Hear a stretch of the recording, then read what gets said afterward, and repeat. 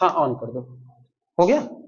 11वें पे लिखना, if G and H are elements, if G and H are 10वां हो गया था ना, are elements, if G and H are elements from a group,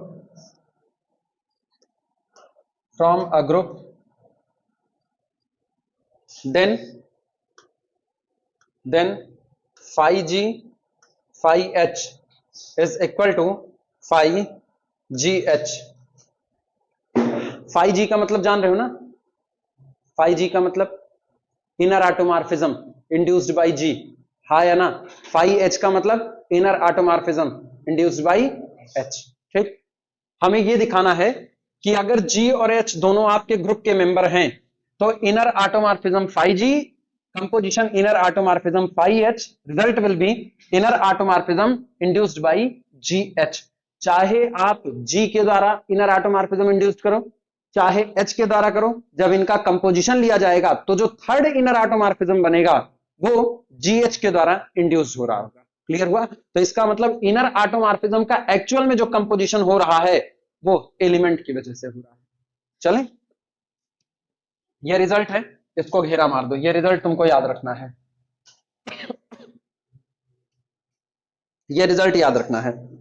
solution लिखो फटाफट। We know that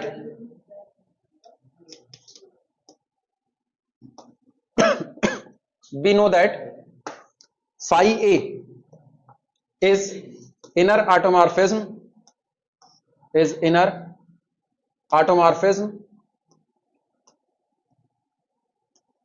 phi A is inner automorphism of capital G induced by A and defined as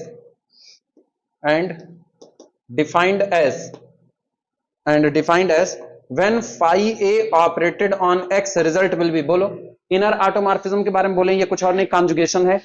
तो A X A inverse किसके लिए? For all X belong to group capital G। ये पहले आपको definition बतानी पड़ती है।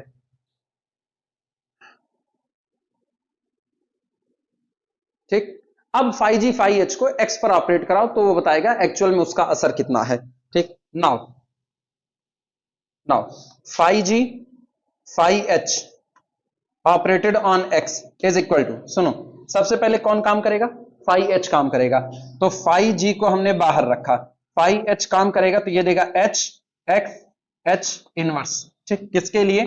For all small x belong to group capital G। अब कौन काम करेगा? अब G काम करेगा, तो G इस एलिमेंट को बीच में सैंडविच करेगा, यानी G H X H inverse, और इसको सैंडविच किया, बाहर कौन आया? G inverse. ठीक, ये हुआ।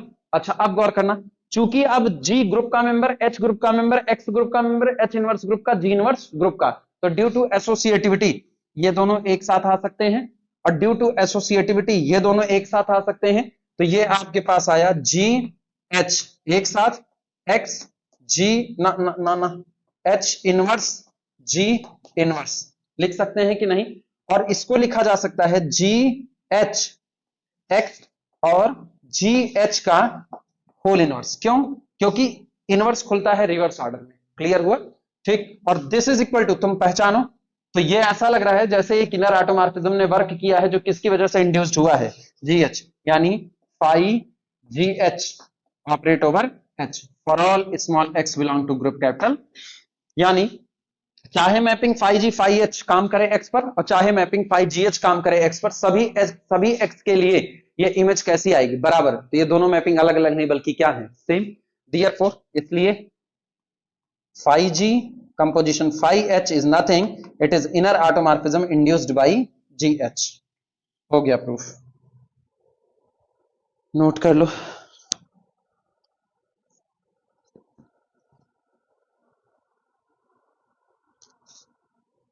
अगला सवाल अच्छा है,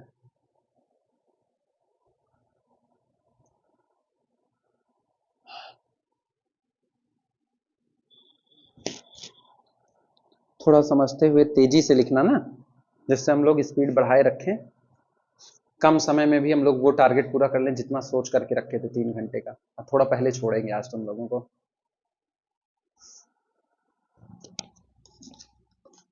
कुछ काम है वही निपटा दें बस।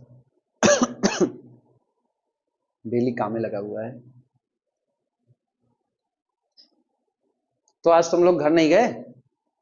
कब जा रहे हो? कल? कल कोचिंग बुलाए हैं तुम लोगों की? अच्छा 8 से 11 बुलाए। हाँ वही वही, हम कहीं ये कहां से कंफ्यूजन हो गई। कल बुलाए हैं ना? नहीं इनको बुलाए, तुमको नहीं बुलाए हैं ना? हाँ बस वही चीज। हाँ नहीं तो हम इत्मीनान से बैठे, बीएससी नहीं बुलाए हैं और उसी टाइम पे दूसरे को बुला लेते। झटका लग जाता है मेरे को अचानक से, क्योंकि हम सुबह ही, मेरी मम्मी पूछी थी कहीं सुबह कोचिंग रहेगी कि नहीं, हमके सुबह कोचिंग रहेगी, तो वो पूछी दोनों रहेगी, हमके दोनों रहेगी। तो बाद में मेरे को याद आया, तो बाद में हमके नहीं, दोनों नहीं एक रहेगी। हाँ सबको याद रहता, सब आते हैं, हम मूड में हैं अभी, हमको लीनियर अलजेब्रा पढ़ाना है। कौन सा? डायरी वायरी ना रखने वाले 35 साल की उम्र बिता ली है, ऐसे याद रहेगा ना, मरना भूल जाएंगे एक दिन, जिंदा रहेंगे हमेशा।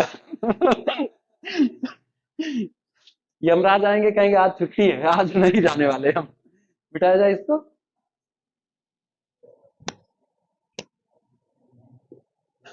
यमराज जैसे पहुंचेंगे कहेंगे चलो वत्स, हम कहेंगे हाय ड्यूड आज छुट्टी है, आज नहीं जाना है।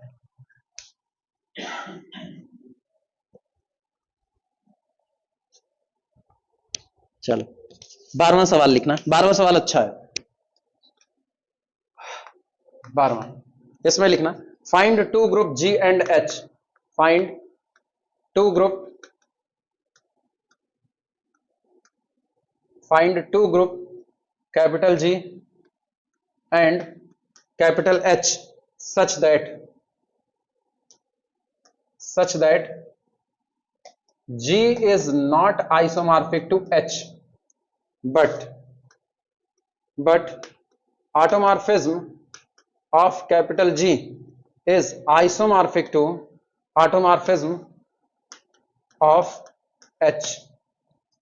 कह रहे हैं आप दो ग्रुप को फाइंड आउट कीजिए, लेकिन शर्त है दोनों ग्रुप आप इस तरीके से निकालिए कि ग्रुप तो आपस में आइसोमॉर्फिक ना हो, लेकिन उनका जो ऑटोमॉर्फिज्म निकल करके आए वो आपस में कैसा आ जाए, आइसोमॉर्फिक आ जाए। ठीक,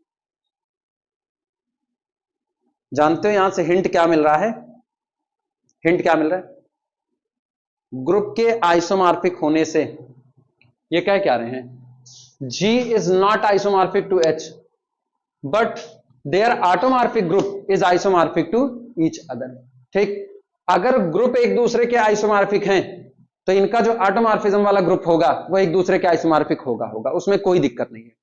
यहां से ये बात मिल रही है कि अगर ग्रुप आपस में आइसोमॉर्फिक ना हो, इसके बावजूद भी उनका जो ऑटोमॉर्फिज्म वाला ग्रुप होगा वो एक दूसरे के आइसोमॉर्फिक हो सकता है। ठीक, मतलब यहां से वहां जाने की गलती मत करना, वहां से यहां आने की छूट है। If G is isomorphic to H then auto of G is isomorphic to auto of H, वो चल जाएगा। लेकिन if auto of G is isomorphic to auto of H, this does not implies that G is isomorphic to H। ये बात याद रखनी है। आई बात समझ में? चलो सॉल्यूशन लिखते हैं।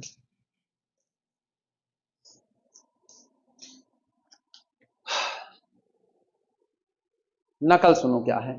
नकल ये है कि आप एक काम करो, UN आप चुनो, UN, और ऐसे UN चुनो जो कि साइक्लिक हो, ऐसे UN चुनो जो आपस में कैसे हो, साइक्लिक हो। अब गौर करना सॉल्यूशन, जैसे कब UN साइक्लिक होता है? जब n बराबर 2 हो, 4 हो, p हो, या 2p to the power m, p to the power m या 2p to the power m type का हो। तो p हम एक ऑर्डर ले लेते हैं 7, जैसे मैंने ले लिया, तो मेरे को पता है U7 कैसा है, साइक्लिक है। अच्छा, इसके बाद आप ले लो 3 त्रिक्का 9, U9, वो भी आपका कैसा होगा, साइक्लिक होगा।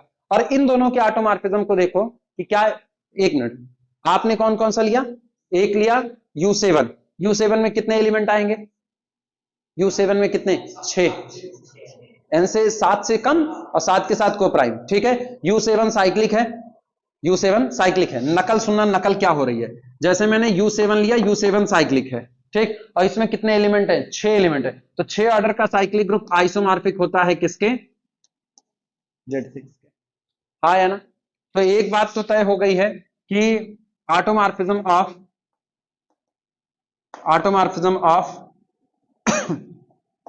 U7 is isomorphic to automorphism of Z6। सही या गलत, पहले तुम यही बता दो, पहले यही बताओ सही या गलत, बाकी बातें बाद में।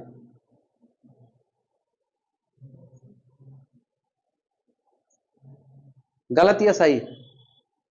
अरे कैसा गलत है, रीजन? हाँ सही, ठीक सही। हाँ यही, ये सारी चीजें ना, अब ये सारी चीजें पता होनी चाहिए कि यही सब कुछ होने वाला है ना। तुम लोग सोच में पड़ गए, तुम लोग नहीं पकड़ पाए क्या हुआ क्या नहीं हुआ। आप एक चुनो U7, तुमने एक रिजल्ट पढ़ा हुआ है, रिजल्ट कौन सा पढ़ा है, एक्चुअली मुझको दो ऑटोमॉर्फिज्म को एक दूसरे के क्या दिखाना है, आइसोमॉर्फिक दिखाना है, दो ऑटोमॉर्फिज्म ऑफ ग्रुप को। हमने एक रिजल्ट पढ़ा हुआ है, the automorphism of Zn is isomorphic to किसके, UN के। ये पढ़ा हुआ है कि नहीं, बस इन्हीं से हम सारा काम करने वाले हैं। तो अगर आप दो लोगों को आइसोमॉर्फिक दिखाना चाहते हो तो दोनों का रिलेशन आप किससे निकाल दो, UN से, और ऑटोमॉर्फिज्म ऑफ Zn के बीच में निकाल दो। तो एक आपने चुन लिया U7 में एलिमेंट कितने आ रहे हैं, 6, और दूसरा आप चुन रहे हो कौन सा, U9, 3 त्रिक का 9, वो भी आपका साइक्लिक है। U9 में कितने एलिमेंट आएंगे, U9 में कितने आएंगे, 6, पहला 1, दूसरा कौन सा 2, तीसरा कौन सा 4, इसके बाद 5, फिर 7, फिर 8, 6 लोग उधर, 6 कंफ्यूज हो यार। U7 6 ऑर्डर का साइक्लिक ग्रुप, U9 6 ऑर्डर का साइक्लिक ग्रुप, हाँ या ना। तो दोनों एक दूसरे के कैसे हुए, आइसोमॉर्फिक हुए, हाँ या ना, पक्की बात है। तुम लोग फिर सोच में पड़ गए यार, 6 ऑर्डर के साइक्लिक ग्रुप हैं दोनों, तो क्या दोनों एक दूसरे के आइसोमॉर्फिक होंगे कि नहीं होंगे, पहले ये बताओ इत्मीनान से, होंगे, ठीक। तो U7 is isomorphic to U9, लेकिन U7 का ऑटोमॉर्फिज्म कौन से ऑटोमॉर्फिज्म के आइसोमॉर्फिक होगा, automorphism of Z7, U7 is isomorphic to automorphism of Z7, हाँ या ना। अच्छा, अब आप U9 पे, U9 किसके आइसोमॉर्फिक होगा, ऑटोमॉर्फिज्म ऑफ Z9, हाँ या ना। अनस कंफ्यूज हो तुम, कितने छूटे लेक्चर, कितने छूटे, हाँ कहां पे, सुनो, एक रिजल्ट अपने दिमाग में बस रखना, केवल एक रिजल्ट जो सामने लिखा है, automorphism of Zn is isomorphic to, बस इतना अपने दिमाग में रखो। अब एलिमेंट नहीं कॉमन चाहिए, हाँ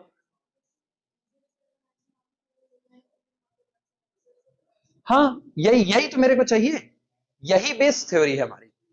हाँ सुनो, इधर इधर इधर सुनो, और कुछ दिमाग में रखो। पता है, दो ग्रुप एक दूसरे के आइसोमॉर्फिक हैं, अगर वो एक दूसरे के आइसोमॉर्फिक है तो उनकी कार्डिनलिटी आपस में बराबर होगी, ठीक है, इतनी बातें दिमाग में होती हैं। लेकिन अगर दो ग्रुप में सेम नंबर ऑफ एलिमेंट हैं इसलिए वो आइसोमॉर्फिक है, इसकी गारंटी नहीं दी जा सकती है। आइसोमॉर्फिज्म से ग्रुप के ऑर्डर के बराबर होने की गारंटी है, लेकिन ग्रुप के ऑर्डर आपस में बराबर है, इससे आइसोमॉर्फिक होने की कोई गारंटी नहीं है। क्लियर हुआ, मेरे दिमाग में केवल एक रिजल्ट है कि जो ऑटोमॉर्फिज्म ऑफ Zn होता है वो UN के कैसा होता है, आइसोमॉर्फिक होता है। जितना UN में एलिमेंट होगा, UN में कितने एलिमेंट होते हैं, 5n होते हैं, तो ऑटोमॉर्फिज्म ऑफ Zn में भी कितने आइसोमॉर्फिज्म होंगे, 5n होंगे। क्लियर हुआ कि नहीं। अब इसी बेस थ्योरी को लेकर के हम चल रहे हैं, और हम दो ऐसे UN चुनते हैं जो दो के दोनों साइक्लिक हैं। पहला कौन सा चुन लेते हैं, पहला U7 चुन लेते हैं, 6 ऑर्डर का साइक्लिक, और दूसरा 3 की घात 2, 3 त्रिक का 9, U9 आप चुन लेते हो, वो भी कैसा है, साइक्लिक, और उसके भी ऑर्डर कितने हैं, 6 ऑर्डर के हैं। लिखना इसी बात को, लिखना, since U7 and U9 both are cyclic, both are cyclic, दो के दोनों कैसे हैं, साइक्लिक हैं, ठीक। एंड अब ऑर्डर की बात करते हैं। Order of U7 is equal to 5 of 7 that is equal to 6, ठीक। Order of U9 is equal to 5 of 9। 5 of 9 का मतलब 3 गुणे 3 कर सकते हो। नहीं नहीं नहीं नहीं, उल्टा हो जाएगा, वो 3 की पावर वाले में, 3 की पावर वाले में, ठीक। अरे 9 को 3 गुणे 3 करोगे तो दोहरा उठा ना, ये 3 की पावर 2 वाले में, P की पावर M में चलेगा। किस पे? प्राइम की पावर वाला फार्मूला लगा देंगे तब भी 6 आएगा। हाँ, हम क्या किए ना, हम 3 गुणे 3 में तोड़ तो दिए और उसके बाद 5 ऑफ 3 इंटू 5 ऑफ 3 गड़बड़वा दिए थे। हाँ, वो गड़बड़। दोनों का ऑर्डर कितना हो गया? 6 हो गया, ठीक। लिखना दिस इंप्लाइज दैट, इसका मतलब हुआ कि U7 इज आइसोमॉर्फिक टू किसके? Z6, क्योंकि 6 ऑर्डर का है, और Z6 इज आइसोमॉर्फिक टू किसके? U9। Z6 is isomorphic to U9। Tension ना लो, अभी हम उसका जवाब नहीं दे रहे, हम 2-3 एग्जांपल लेंगे, 2-3 एग्जांपल में एक में इसका जवाब मिलेगा। आई बात समझ में? हाँ।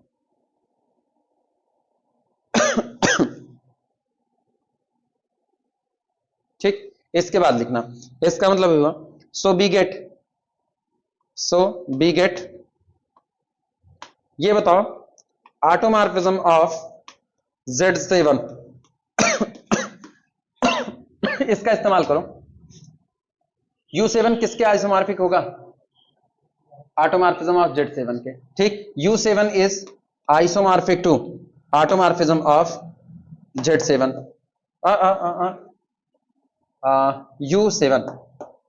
U7। अच्छा, एक और, automorphism of Z9 is isomorphic to किसके? बोलो, U9, ठीक। यानी यहां से अपने को मिलता है दिस इंप्लाइज दैट, कुछ यहां से तुमको मिल रहा है, गौर करो। U7 और U9 आपस में आइसोमॉर्फिक हैं, हाँ या ना? U7 U9 आपस में आइसोमॉर्फिक हैं। तो इसका मतलब हुआ auto of Z7 auto of Z9 के आइसोमॉर्फिक आया, हाँ भैया या ना? लेकिन क्या Z7 और Z9 एक दूसरे के आइसोमॉर्फिक आ रहे हैं? नहीं आ रहे। क्लियर हुआ कि नहीं?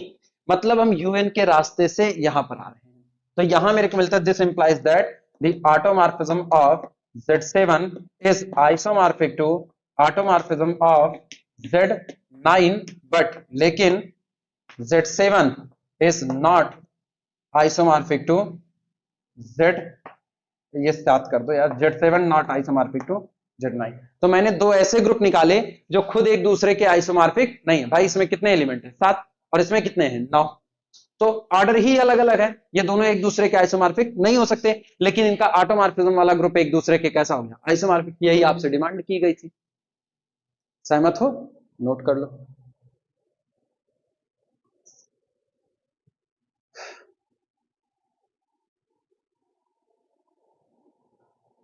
एक और चीज, पीछे एक एग्जांपल किए हो, U8 और U12, U8 U12 every element itself own inverse थे कि नहीं थे? क्या U8 U12 एक दूसरे के आइसोमॉर्फिक हैं? नहीं है, लेकिन इनका ऑटोमॉर्फिज्म एक दूसरे के आइसोमॉर्फिक होगा, हाँ या ना? U8 का ऑटोमॉर्फिज्म कितना आया था? 4 लोग आए हुए थे, और उसका U12 का, उसके भी 4 आए हुए थे। क्या उनके बीच में आइसोमॉर्फिज्म दिखाया जा चुका है?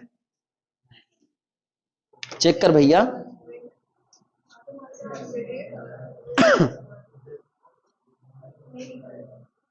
हाँ, Z8 का और U8, रुको रुको, हाँ, किसका किसका दिखाए थे? Z8 का किसके आइसोमॉर्फिक दिखाए थे? U8 के दिखाए हुए थे। अच्छा, और दूसरे वाला नहीं दिखाए हुए थे ना?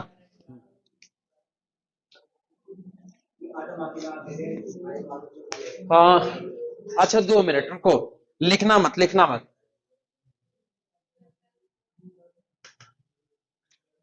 U8 U12 का आइसोमॉर्फिज्म दिखा चुके हैं ना, तो 2 मिनट लिखना मत। अपने लोगों ने U8 को आइसोमॉर्फिक दिखाया हुआ है किसके? U12 के आइसोमॉर्फिक दिखाया हुआ है, ठीक। और इसके साथ ही साथ ऑटोमॉर्फिज्म ऑफ Z8 जो होता है वो आइसोमॉर्फिक होता है किसके? U8 के। ये बात हम लोग जानते हैं। एक और हम लोग जानते हैं कि जो ऑटोमॉर्फिज्म ऑफ Z12 होता है, Z12 वो आइसोमॉर्फिक होता है किसके? U12 के। हाँ या ना?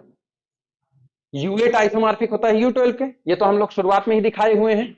अब इस बात से जो अभी हम लोगों ने रिजल्ट लिखा था कि automorphism of Zn is isomorphic to किसके? Un, इस रिजल्ट का इस्तेमाल करो। इसके इस्तेमाल से ऑटोमॉर्फिज्म ऑफ Z8 आइसोमॉर्फिक होगा किसके? U8 के। और ऑटोमॉर्फिज्म ऑफ Z12 आइसोमॉर्फिक होगा किसके? U12 के। अब जब ये दोनों एक दूसरे के आइसोमॉर्फिक है तो ये दोनों एक दूसरे के क्या होंगे? आइसोमॉर्फिक। तो this implies that the automorphism of Z8 is isomorphic to automorphism of Z12, ठीक। but Z8 is not isomorphic to Z12। Clear हुआ? एक एग्जांपल ये ले लो, दो एग्जांपल बहुत हो गए।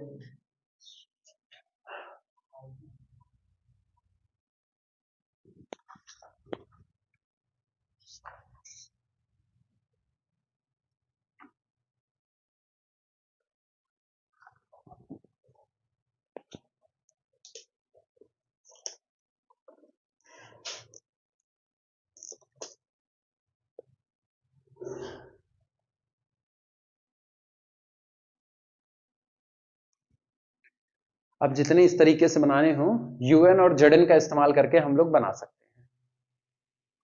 कुछ करना नहीं है, दो UN ऐसे चुन लो जो एक दूसरे के साइक्लिक हो, काम आपका हो जाएगा उसी उतने से। जानते हो क्यों? जब आप ये देखो, दो UN चुन रहे हो, दो UN जो एक दूसरे के आइसोमॉर्फिक आ रहे हैं, ठीक। तो आपको इसके रिस्पेक्ट में ZN और ZM इनका ऑटोमॉर्फिज्म मिल रहा है, तो ये दोनों एक दूसरे के आइसोमॉर्फिक बनेंगे, लेकिन अंदर वाले ये डिफरेंट आ जाएंगे, तो ये एक दूसरे के आइसोमॉर्फिक बनने वाले नहीं है। लेकिन आपको सबसे पहले दो UN ऐसे चुनने पड़ेंगे जो एक दूसरे के आइसोमॉर्फिक। आई बात है समझ में? चलो मिटाया जाए इसको।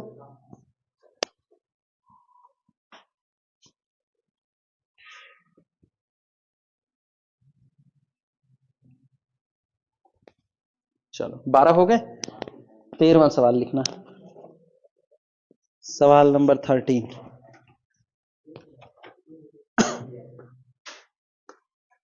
कितने हुए? 12 हुए, अभी 12 ही हुए ना। 13वां सवाल कौन सा है?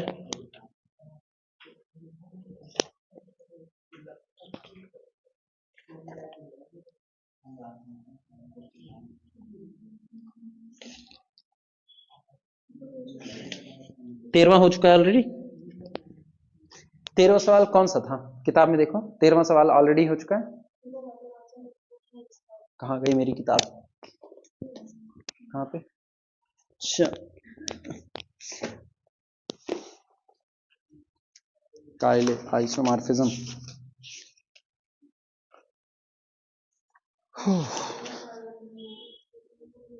अच्छा, prove that assertions in the example number 12 that the inner automorphism phi r90 phi r0 phi r90 phi h and phi d of d4 are distinct already हो चुका है, ठीक। अब सॉल्व नहीं लिख रहे हैं, चलेगा। 13वें के बाद 14वां सवाल देखो, फाइंड ऑटोमॉर्फिज्म ऑफ Z6। हुआ है? ऑटोमॉर्फिज्म ऑफ Z6 हो गया है, ठीक। इसके बाद 15वां सवाल है if capital G is a group, सुनो सुनो सुनो, 15वां सवाल, if capital G is a group prove that automorphism of G and inner of G are group. Already कोई दिक्कत नहीं इसमें भी, ठीक। इसके बाद 16वां सवाल क्या है? If a group capital G is isomorphic to H prove that auto of G is isomorphic to auto of H. हाँ ये हो। तो सुनो, 13 14 15 तीन सवाल नहीं करवा रहे हैं, ठीक है। ये तीनों सवाल रिजल्ट है ऑलरेडी हो चुके हैं पहले भी, तो अब इसको करने की जरूरत नहीं है। 16वां सवाल लिखना सीधे, 16वां सवाल, if a group capital ji, if a group capital ji is isomorphic to H, is isomorphic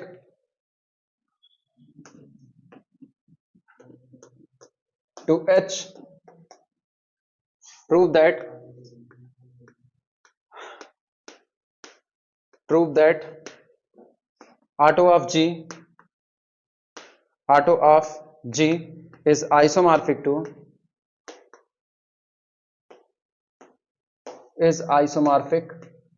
to auto of H, ठीक, that is अर्थात G is isomorphic to H implies that auto of G is isomorphic to auto of H। ये result है, actual में ये result है जिसको अभी अभी बोले थे ना, दो ग्रुप एक दूसरे के आइसोमॉर्फिक हो गए तो इनका ऑटोमॉर्फिज्म एक दूसरे के कैसा, ऑटोमॉर्फिक ग्रुप एक दूसरे के कैसा होगा, आइसोमॉर्फिक।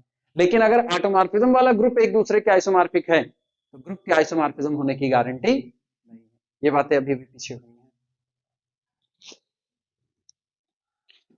अब सुनो,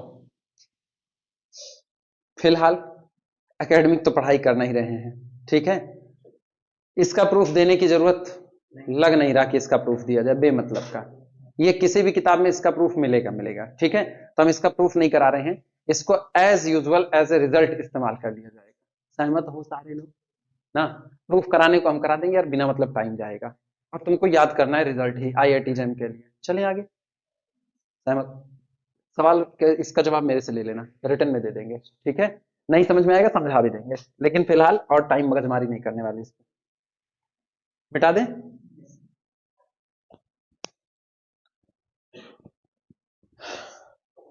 फालतू वाले में खोपड़ी मारे इस पे। 17वां सवाल देखना। ऐसे जान हलक में अटकी पड़ी हुई है। Suppose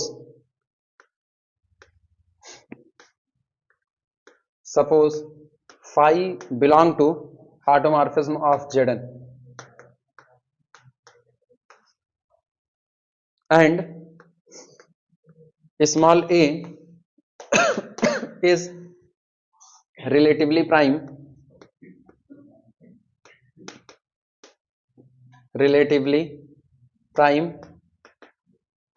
small a is relatively prime to n if यदि phi image of A is equal to B, determine a formula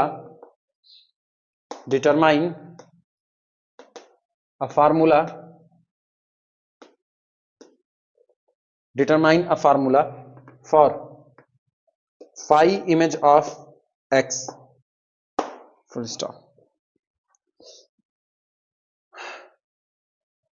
phi automorphism of Zn से बिलोंग करता है, मतलब फाई एक ऑटोमॉर्फिज्म है फ्रॉम Zn टू Zn, और कह रहे हैं ए कोई नंबर है जो कि रिलेटिवली प्राइम है किसके, n के, और ऐसा नंबर है, तो ऑब्वियस सी बात है जब आपसे कह रहा ना phi image of a is equal to b, तो ये बात भले लिखी नहीं गई लेकिन ये अंडरस्टूड है कि ए आपके ग्रुप का ही मेंबर है।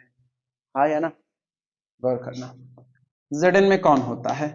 Zn में होता है 0 1 2 3 सो ऑन n माइनस, ठीक, तो हम a को वही मानेंगे जो n के साथ कैसा होगा, रिलेटिवली प्राइम। जैसे अगर ये Z5 होता, ये छोड़ो Z6 होता, तो Z6 में आता 0 1 2 3 4 और कितना 5। अब 1 और 6 एक दूसरे के साथ कैसे, रिलेटिवली प्राइम, और 5 और 6 एक दूसरे के साथ कैसे, रिलेटिवली प्राइम। क्लियर हुआ कि नहीं? और अगर ऐसा है तो ये बताओ क्या Z6 का जनरेटर 1 और 5 दोनों है कि नहीं है? दोनों इसके जनरेटर हैं।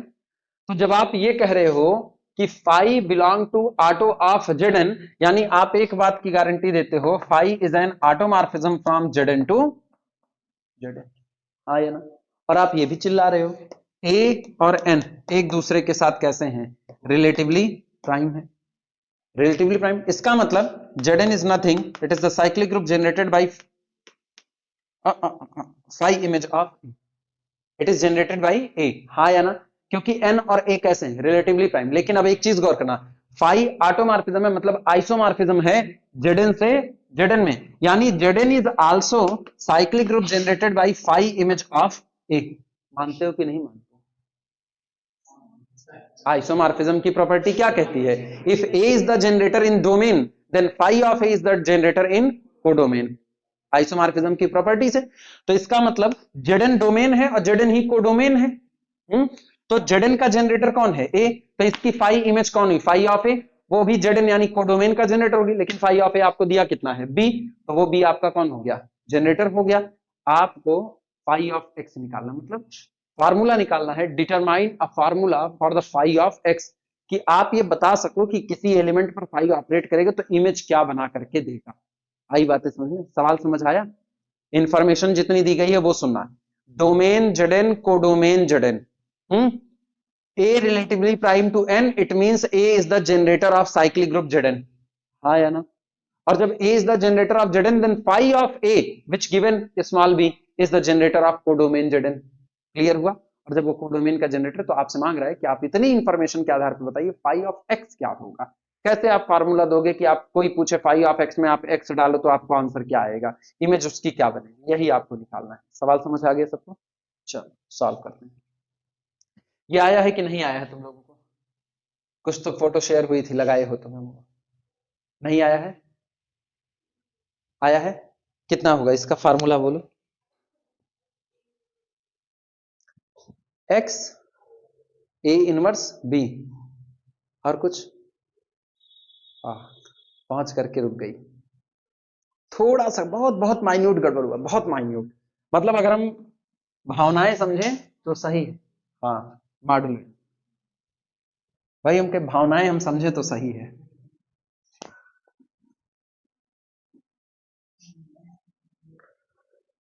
चलो शुरुआत करो। लिखना phi belong to auto of zed n. लिखो solution. Phi belong to auto of zed n. ठीक, एक बात, ऑटो ऑफ जेडन और GCD of a comma n is equal to 1. This implies that Zn is cyclic group generated by A. ठीक, given जो आपको दिया गया है, given the phi image of A is equal to B. This implies that B is also a generator. B is also a generator. B is also a generator of Zn. हाँ है ना? एक और बात इस्तेमाल करो, अगर बी जनरेटर है, ए जनरेटर है, तो ये जेडन के सारे जनरेटर आते कहां से हैं? हाँ, यूएन से आते हैं। इसका मतलब ये हुआ, this implies that a comma b both belong to U n. ये बात हुई। अच्छा, एक और बात तुम जानते हो, अगर किसी एलिमेंट की इमेज निकालनी हो तो आपको जनरेटर की इमेज पता होनी चाहिए, और जेडन का एक जनरेटर बंद होता है साफ सुथरे तौर पर। हाँ या ना? जनरेटर मैप होता है किस पे? जनरेटर पे मैप होता है, ये भी बात तय है। लिखना इस बात को क्लियरली, स्पष्टता, clearly. The phi image of x is equal to phi image of 1 + 1 + so on +1। भैया कितनी बार? X times. मानते हो कि नहीं मानते हो? यानी this is equal to phi image of 1 plus phi image of 1 plus so on plus phi image of 1। लेकिन ये सारे जो एडिशन लगे हुए हैं, क्या ये मॉडुलो n है कि नहीं है? यानी this is equal to x into phi image of 1 और मॉडुलो कितना हो जाएगा? n। लिख सकते हैं फार्मूला, तो ये आ गया। ठीक, phi of x is equal to x into phi of 1 modulo. लेकिन तकलीफ ये है ना, आपको फाई ऑफ 1 नहीं दिया गया है, तकलीफ इस बात की है, तो अभी फार्मूला वैलिड नहीं है। अब आप एक काम करो, आपको जो दिया गया उसका इस्तेमाल करो। आपको दिया गया है कि phi of a is equal to b, तो आप एक्स की जगह पर कितना रख दो? ए रख दो। लिखना putting x is equal to a, putting x is equal to a. जैसे आप x is equal to a रखोगे, आपको मिलेगा phi image of a is equal to a into again phi of 1 और फिर मॉडुलो n। यानी अब phi of a कितना दिया गया है? b। b is equal to a into phi of 1 modulo n। सहमत हो? अगर आप मॉडुलो n हटा भी देते हो ना, तो वो भी आपके दिमाग में रहेगा, और उसको हटाने का तुमको एक फायदा मिलेगा। बताएं क्या फायदा मिलेगा? तुम्हारी कैलकुलेशन थोड़ी और अच्छी हो जाएगी। जैसे एग्जांपल के तौर पर देखना, मॉडुलो मेरे दिमाग में है, मॉडुलो मेरे दिमाग में है, तो मुझको ये पता है कि मुझको फाई ऑफ 1 निकालना है। जब तक ये नहीं निकलेगा तब तक काम नहीं बनेगा। ए किसका मेंबर है? जेडन का। ए जेडन का मेंबर है। अब जेडन का अगर ये मेंबर है तो ऑब्वियस सी बात है, जेडन एक ग्रुप है तो इसका इनवर्स ए इनवर्स भी किसमें होगा? जेडन में। आप ए इनवर्स को ऑपरेट करा लो तो आपको क्या मिला? This implies that phi of 1 is equal to a inverse. निकल गया। आप मॉड्यूलो सिस्टम में वरना उलझे रहते बिना मतलब वाले में, लेकिन मॉड्यूलो तो दिमाग में चल ही रहा है। और एक्चुअल में मैंने ना बड़े आसान भाषा में लिखा ए इनवर्स। अदरवाइज ना जानते हो, जेडन में ए का इनवर्स ए इनवर्स नहीं लिखा जाता, बल्कि क्या लिखा जाता है? एन माइनस ए लिखा जाता है। क्या लिखा जाता है? एन माइनस ए। और उसको हमें दोनों तरफ क्या करना पड़ता है? ऐड करना पड़ता है। सहमत हो? लेकिन हम सबसे आसान लैंग्वेज में काम कर रहे हैं। क्लियर हुआ? नोट कर लो। Phi of 1 is equal to a inverse b. और ये अगर आ गया तो इक्वेशन नंबर 1 में इस्तेमाल कर लो। कहां था इक्वेशन 1? ये रहा है। ये using it in 1, using it in 1 इस्तेमाल करो। बोलो भैया कितना मिलेगा? Phi of x is equal to कितना था? एक्स, हाँ या ना? एक्स इंटू, चलो वैल्यू रखो, ए इनवर्स बी मॉडुलो, बस फार्मूला बन गया। नोट कर लो।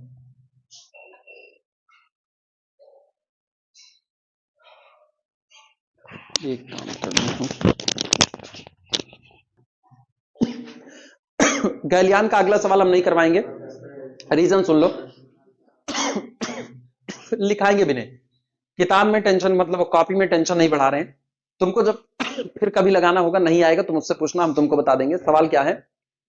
If H be a subgroup of all rotations in D n, ठीक है, डीएन में जितने रोटेशंस मौजूद हैं उन सब का कलेक्शन करो। जितने रोटेशन 360 डिग्री बाई एन वाले होंगे, इनिशियल तो पहला ये होगा 360 बटे एन वाला। तो कह रहे हैं if let capital H be the subgroup of all rotations in D n and let phi be an automorphism of D n, और फाई इसी डीएन पर एक ऑटोमॉर्फिज्म है।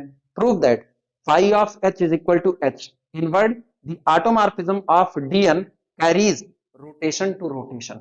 आपको साबित करना है कि अगर आप डीएन में कोई ऑटोमॉर्फिज्म डिजाइन करते हो, ठीक, तो वो रोटेशन की इमेज को रोटेशन पर ही बनाएगा, कभी भी रोटेशन की इमेज रिफ्लेक्शन पर नहीं जाएगी। आई बातें समझ में? अब ये हम प्रूफ नहीं करवा रहे क्योंकि इसका दूर दूर तक आईआईटी जैम से कोई लेना देना नहीं है, तो हम टाइम इस पे खोटा करने वाले नहीं है।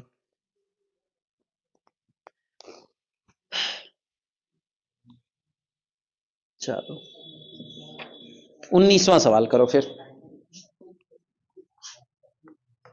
19वां सवाल, लेट माना capital H is equal to collection of beta belong to S5 such that beta image of 1 is equal to 1, ठीक, and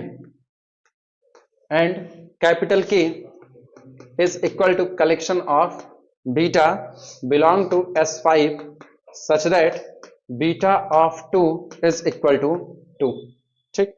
prove that H is isomorphic to K, ठीक, is the same true, is the same true if यदि S5 is replaced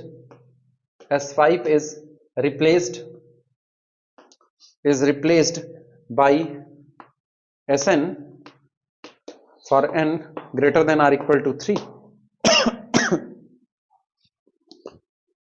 सवाल समझना।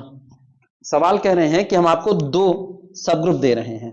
पहला सब group वो दे रहे हैं जो S5 से केवल उन्हीं परमुटेशंस को इकट्ठा करके बनेगा जो परमुटेशंस 1 की इमेज को 1 पर ही रखते हैं, बाकी किसी को कहीं भी भेजे उससे कोई लेना देना नहीं है, लेकिन 1 की इमेज बनाएगा तो केवल किस पर बनाएगा? 1 पर। ऐसे परमुटेशन इकट्ठे कर लो H के पास, और फिर वो परमुटेशन जो 2 की इमेज को 2 पर फिक्स रखते हैं, बाकी चाहे जिसको चाहे जहां भेजे, लेकिन 2 की इमेज 2 पर फिक्स रखते हैं, उनको इकट्ठा करके अगला सब ग्रुप बना लो। हम लोग पिछले वाले चैप्टर में ऑलरेडी प्रूव कर चुके हैं कि ऐसे कलेक्शन सब ग्रुप बनाएंगे। आपको साबित यह करना है कि ये दोनों सब ग्रुप एक दूसरे के आइसोमॉर्फिक हैं। लेकिन यहां पर एक दिक्कत है कि इन्होंने स्पेसिफिक टाइप में S5 के ही मेंबर लिए हुए हैं। अब ये पूछना चाहते हैं कि अगर आप S5 को हटा दो किसी Sn से मतलब S5 को S10 से रिप्लेस कर दो, S12 से कर दो, S18 से कर दो, S225 से कर दो, चाहे जिससे कर दो, ठीक, n greater than or equal to 3 के लिए, तो भी क्या ये बात सही होगी कि ये दोनों एक दूसरे के आइसोमॉर्फिक होंगे या नहीं होंगे? चलो शुरुआत करो।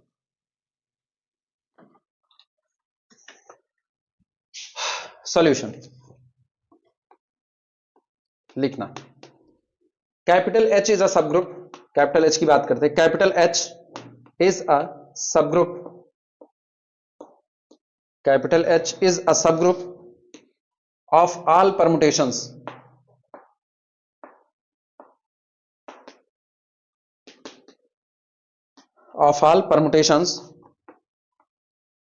of set 1 2 3 4 5, ठीक, which leaves छोड़ देते हैं, which leaves one unchanged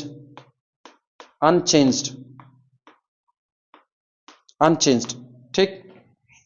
correct, capital H उन सारे परमुटेशंस का कलेक्शन है जो इन्हीं 5 सिंबल के ऊपर डिफाइंड हैं, लेकिन वो वन को क्या करते हैं, अनचेंज्ड, बिना बदले हुए छोड़ देते हैं, लीव्स वन अनचेंज्ड, ठीक। सो इसलिए अच्छा ये बताओ, जब आप वन को बदल ही नहीं रहे हो तो एक्चुअल में आप 5 नहीं बल्कि कितने सिंबल पर काम कर रहे हो, 4 सिंबल पर काम कर रहे हो।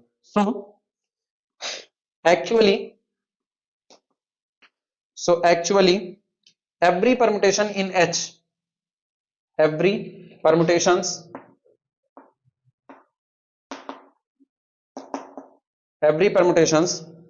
in capital H work only with 4 symbols, इसलिए केवल और केवल कितने सिंबल पर काम करता है, 4 सिंबल पर। नेमली ये सिंबल हैं कौन से, नेमली एक तो छोड़ ही दो, 2 पर, 3 पर, 4 पर और 5 पर।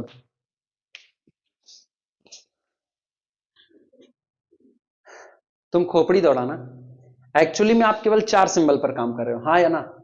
जो फिक्स है उसको कंसीडर ही क्यों करें, नहीं माने?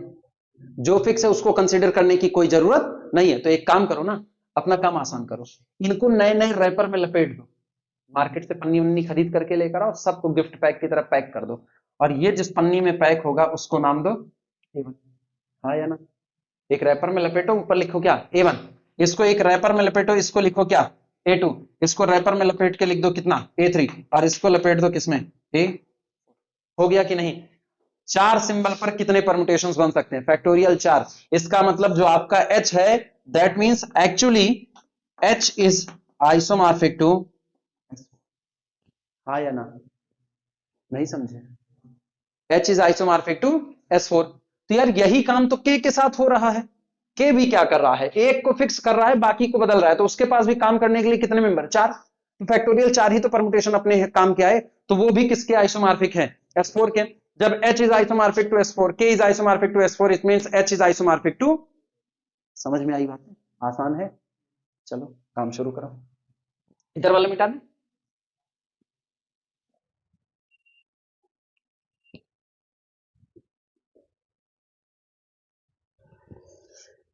लिखना, this is this is same as set of all permutations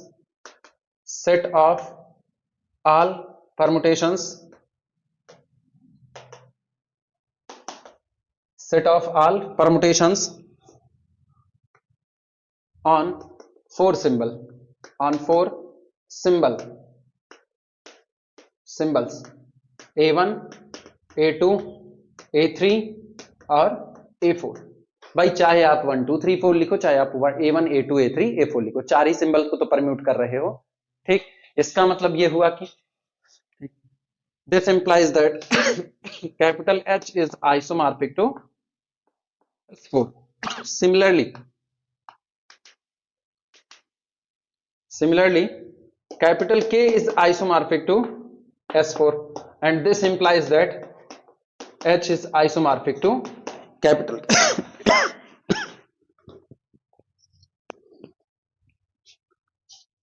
कोई तकलीफ? अब तुम जनरलाइज करो, अब जनरलाइजेशन तुम दो।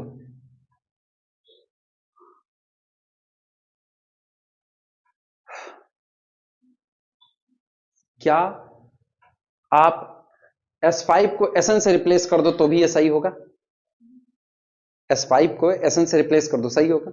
सही होगा भाई। आप एक एलिमेंट को फिक्स कर दे रहे हो, तो एक्चुअल में n में से आपके पास बचे कितने? n-1। तो यानी जो h बनेगा वो चाहे 1 को फिक्स करे, चाहे 2 को फिक्स करे, चाहे 3 को फिक्स करे, किसी एक ही को फिक्स कर रहा है। तो h is isomorphic to Sn-1 and k is also isomorphic to Sn-1। और इसका मतलब क्या हुआ? h is isomorphic to k। ये रिजल्ट कभी गड़बड़ होने वाला नहीं है। अच्छा सवाल था, लिखो लैंग्वेज में। अच्छा ये लिख लो, तो हम लिख ही दे रहे हैं। Same is true, same is true, same is true when S5 replaced by Sn। ठीक, जहां पर n greater than or equal to 3 है। ठीक, इन दैट केस, ऐसे मामलों में, इन दैट केस, उस मामले में capital H becomes isomorphic to Sn-1, K becomes isomorphic to Sn-1, and this implies that H becomes isomorphic to capital K। हो गया, नोट कर लो भैया।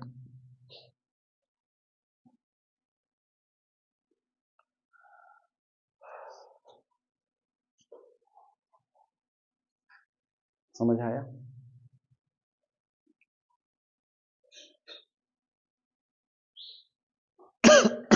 कल पा गए तुम लोग, रिक्शा पा गए थे टाइम से? अभी तो पूरा मेरे ख्याल से ना ठंडी भर, ये जब पुल तो बन नहीं रहा है अभी, तो बस खाली काम ही चल रहा है वैसे ही। ठंडी भर बड़ी कचर रहेगी ठंडी। कोई नहीं, ठंडी में तुम लोगों को इधर खींच लेंगे दिन में, तब कुछ राहत हो जाएगी ना। दिन में बुलाएंगे तो दिन में बुला करके लंबा पढ़ाएंगे, ये लोग वीडियो से कंप्लीट करेंगे ना, वीडियो लेक्चर वगैरह से जब छुट्टी पाएंगे तब। ये लोग वैसे भी कहना ही तो कितने जाते हैं, हम भी कभी गए कभी नहीं ना। हाँ, महीना भर में एक बार ना, झलक दिखला जा हिमेश रेशमिया, आजा आजा आजा।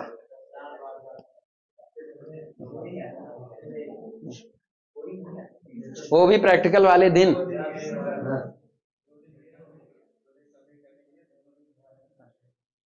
एक हम हुआ करते थे, पढ़े ना पढ़े वो एक अलग बात है, जाते जरूर थे। मेरी आदत थी पढ़ने वढ़ने में, मन लगे ना लगे, लेकिन हम कॉलेज जरूर जाते थे। एक होता था ना, कॉलेज चलो या कॉलेज चलो। कॉलेज लाइफ एक अलग लाइफ होती है। तुम लोग कॉलेज लाइफ, बस कोचिंग लाइफ जियो तुम लोग। एक्चुअली ना तुम लोग जब बैठ करके याद करोगे अपने बुढ़ापे में, तो कॉलेज लाइफ जैसी कोई चीज होगी नहीं। कॉलेज लाइफ फर्स्ट ईयर का याद करोगे बस। फर्स्ट ईयर में सब जाते हैं, फर्स्ट ईयर में नया नया ड्रेस रहता है, किताबें महकती रहती है, नाक के नीचे से निकलती है, अलग ही महक होती है। किताबियों नहीं खरीदे थे आप? कोरोना वाले हो ना? 20वां, शो दैट 11वीं से किताब नहीं खरीदे हो भैया। 11वीं से कॉलेज नहीं जा रहे, अच्छा प्रमोशन में लगे हुए हो, सही है। सुनो, जो लोग कोरोना टाइम से प्रमोट होने की आदत पाए, नौकरी में बड़े तेजी से प्रमोशन होगा। आज ज्वाइन किए, कल रिटायरमेंट होगा। Show that Z has infinitely many, Z has infinitely many subgroup, infinitely many subgroups, many subgroups isomorphic to Z, isomorphic, isomorphic to Z। भैया इस रिजल्ट को घेरा मारो।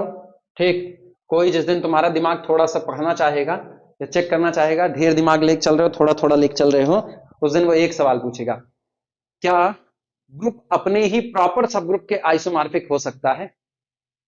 क्या ग्रुप अपने ही प्रॉपर सब ग्रुप के आइसोमॉर्फिक हो सकता है? जवाब है बिल्कुल हो सकता है, बशर्ते आपका ग्रुप इनफाइनाइट ऑर्डर का होना चाहिए। फाइनाइट ऑर्डर के साथ ये किस्सा कभी नहीं हो सकता, क्योंकि आइसोमॉर्फिज्म होने के लिए दोनों की कार्डिनलिटी बराबर होनी चाहिए। आइसोमॉर्फिक होने के लिए दोनों की कार्डिनलिटी बराबर होनी चाहिए, सबसे पहली रिक्वायरमेंट है, जो कि नेसेसरी पार्ट है, सफिशिएंट नहीं है।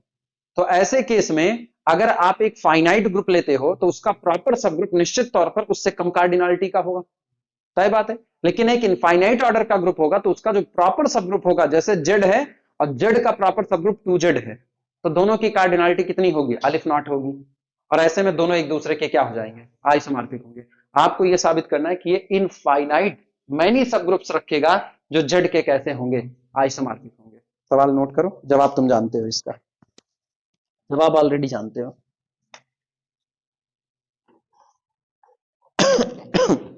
बताओगे जवाब कितना? हाँ, एन जेड, के जेड, एम जेड, जो तुम कह सकते हो, ठीक। 2z, 3z, 4z, 5z, 6z, क्या के इसके जो आप लगा रहे हो आगे, जैसे एन जेड लगा रहे हो, एन के ऊपर कोई शर्त लगाई जाए कि ना लगाई जाए? हाँ हाँ, नहीं नहीं, इंटीजर में हो तो क्या एन के ऊपर कोई शर्त लगाई जाए कि ना लगाई जाए? चलो हम कह दिए एन 0 नहीं हो सकता, इसके अलावा कोई और शर्त लगाई जाए कि ना लगाई जाए?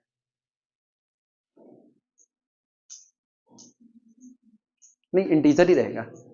N belong to natural number set, n belong to natural number set. हाँ, ऑड ना हो, ऑड होगा तो भी चल जाएगा, यही सोचना है।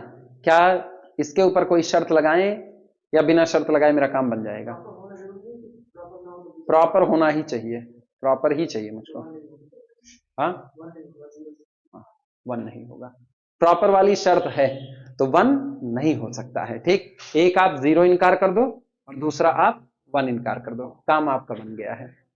हाँ, किस पे? नहीं, वहां नहीं मेंशन है, वहां नहीं मेंशन है, अब अपने आप से प्रॉपर लगा रहे हैं ना।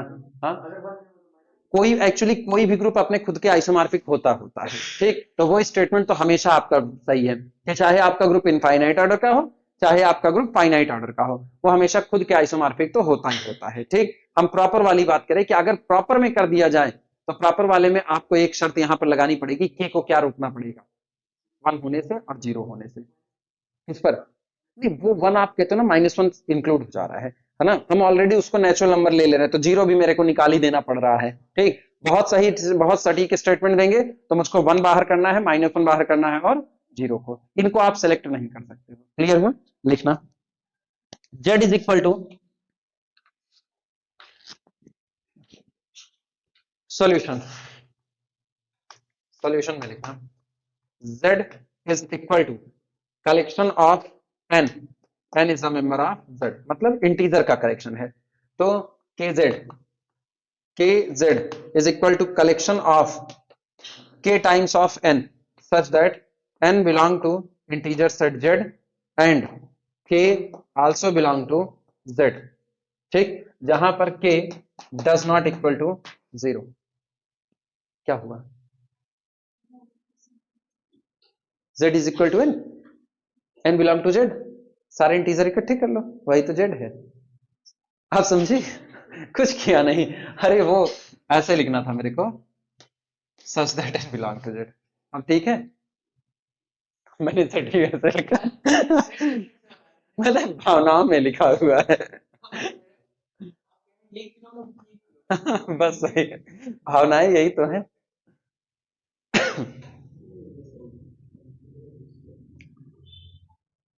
मतलब भावनाएं समझो तो वो सही है, मैथमेटिकली नहीं।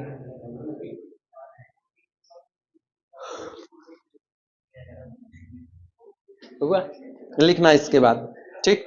लेट, चलो इन दोनों को आइसोमॉर्फिक दिखाना पड़ेगा, सिर्फ मानने से काम नहीं चलता। Let phi be the mapping from z to k Z, ठीक, सच दैट, और ये मैपिंग कैसी है, such that the phi image of x is nothing, it is k times of x for all small x belong to z। चल भैया, phi को 1 1 दिखाओ, phi को 1 2 दिखाओ, फाई को ऑपरेशन प्रिजर्विंग दिखाओ। देखो 5 1 1 हम ना करने वाले, खुद से करो। 5 1 1 कहते हैं, बाकी करने की मजबूरी है। 5 is 1 1, क्या लिखा जाए, Equal images give equal element. Let phi image of x1 is equal to phi image of x2.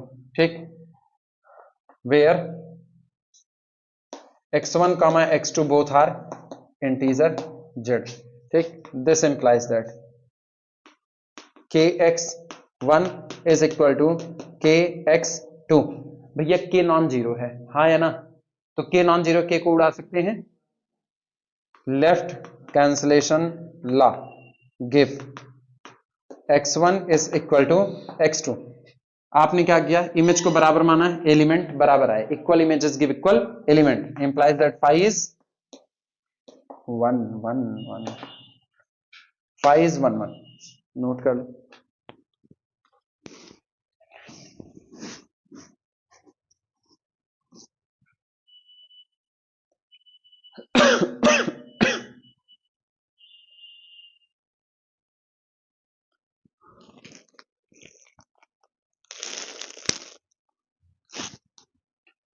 पहले ग्लाइकोडीन का ऐड आता था तो ऐसे खांसता था, कहते थे क्या हाल बना रखा है, नहीं नहीं चिंकारा का था शायद, क्या हाल बना रखा है, कुछ लेते क्यों नहीं, थकान का मारा बेचारा, इसे चाहिए हमदर्द का टॉनिक चिंकारा, उसका स्लोगन हुआ करता था हम लोग। हाँ मेरी खांसी आ रही है, कुकुर खांसी आ रही है, कौन सी? Auto, phi is auto. चलो भैया आंटो की बात करते हैं, ऑन कर दो फिर, हो गया। आंटो कैसे दिखाओगे बोलो, आपको कहां से मेंबर चुनना है, कोडोमेन से, ठीक, और उसके लिए डोमेन में वापस आना है, तो फॉर ऑल के एक्स या for all x, for all x, थमो थमो थमो, हम कोडोमेन का मेंबर भले दिखने में के एक्स टाइप का है, लेकिन हम तो जनरल मेंबर चुन रहे हैं ना, तो जनरल मेंबर हमको अभी बताने की क्या जरूरत है, तुम्हारी शक्लो सूरत ऐसी ही है, दुनिया जहां देख लेगी कैसी शक्लो सूरत है, अभी तो ऐसे ही बता दे रहे हैं। For all x belong to k Z, अब मेरे को ये बात पता है, सुनो, ये जो भी रहा होगा ना के का मल्टीपल रहा होगा, हाँ या ना? अब के मल्टीपल में के से डिवाइड लगाने पर इंटीजर ही बनेगा, हाँ या ना? सहमत हो? तो for all small x belong to k zed there exist x by k belong to zed. ये कौन वाला है, ये कौन है, पता ही चल रहा है फोटो में, such that the phi image of, बोलो फाई इमेज ऑफ कितना, एक्स या x by k, x by k domain वाला, x by k is equal to k into x by k से के कैंसिल आउट है, that is equal to, ये बताओ मैंने member कहां से चुना था, कोडोमेन से, क्या कोडोमेन के मेंबर की प्री इमेज एक्स बाई के बन गया कि नहीं बन गया, इसका मतलब for all x belong to kz has a pre-image, has a pre-image, has a pre-image in z, implies that phi is onto। आप समझे, इसीलिए मैंने x लिया हुआ है, वो तो पता ही है कि उसके अंदर के एलिमेंट kz टाइप के हैं, तो k के मल्टीपल ही हैं।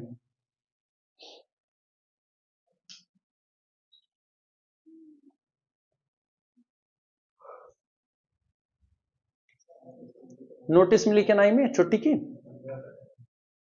सब 15 तक किए हैं, 15 खोलेंगे कि 16 खोलेंगे, 15 तक है, मतलब 16 को खुलेगा, सही है भैया, दूज की भी किए हुए मतलब वो ऐसा कर रहे हैं जैसे ना लुटाएंगे जाकर के, भाई दूज मनाएंगे तो करेंगे। हाँ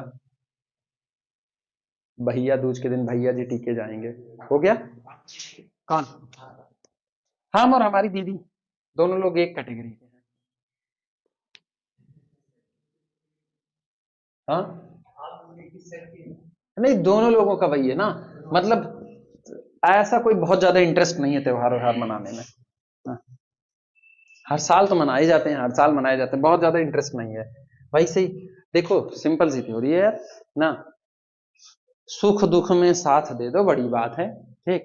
कई ऐसे भाई बहन भी होते हैं, एक दिन होगा रक्षाबंधन के दिन, उस दिन चले आएंगे राखी बंधवाने के लिए, ऐसा लगेगा बहनी के ऊपर बड़ा एहसान लाद रहे हैं, या बहनी भी चली आएंगी तो ऐसा लगेगा बड़ा एहसान लाद रहे हैं, अब बाद में फिर एक दूसरे की बुराई बतियाएंगे, बर्रे चबा चबा के बतियाएंगे, ऐसा वाला बतियाएंगे। ये बड़ा खतरनाक वाली सीन होती है। तो ये वाली सीन फिलहाल हमारी बीवी के बीच में नहीं है। बचपन में जितनी लड़ाइयाँ होंगी ना, सारा जहर निकल गया। वो अपना सारा जहर मेरे ऊपर दे मुक्का निकाली, हम अपना वाला भी निकाल पाए, जितना निकाल पाए उतना ही निकाले हैं। और उसके बाद मेरे ऊपर तो दोहरे जहर, मेरे ऊपर मेरी दीदी का भी जहर निकलता था, मेरी मम्मी का भी जहर निकलता था। दे चप्पल बाद में हमको पड़ती थी। हाँ, फाइज ऑपरेशन प्रिजर्विंग ना, लड़के बेचारे हाँ चल रहा था ये। हरी राम राम गलत। अच्छा। सही बात है। मेरे मार खाने का लड़का फाइज ऑपरेशन प्रिजर्विंग लिखो भैया। हाँ हाँ, मार खा के लड्डू लड्डू। पाई इमेज ऑफ, चलो ये बताओ, जेड जो आपका है उसमें ऑपरेशन क्या है, एडिशन है ना। तो pi image of x plus y is equal to कितना होगा, k times x plus y. किसके लिए, for all x comma y belong to domain zed. This implies that, या दिस इज इक्वल टू, बोल भैया क्या आएगा, के को मल्टीप्लाई करो, के एक्स प्लस कितना, के वाई, और आप के एक्स को क्या लिख सकते हो, फाई इमेज ऑफ एक्स और plus phi image of y. तो इसका मतलब तय हो गया, phi is operation preserving, implies that phi is operation, phi is operation preserving, phi is operation preserving.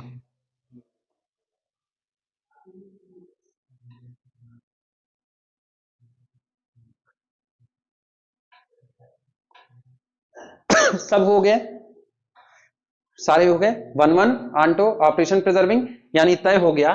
So Z is isomorphic to k Z, लेकिन भैया शर्त है K does not equal to 0।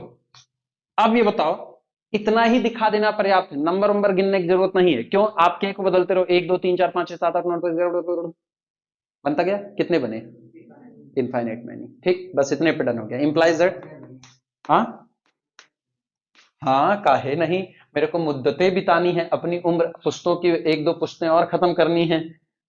Z is isomorphic, Z is isomorphic to its infinite many subgroup, to its infinite many subgroup,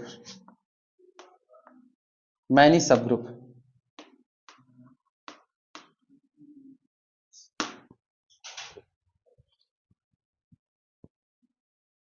मिली हुई bullet पे भी लड्डू खिलाओ, तुमसे बड़ा बेवकूफ इंसान कौन होता है बताओ ना। कौन सा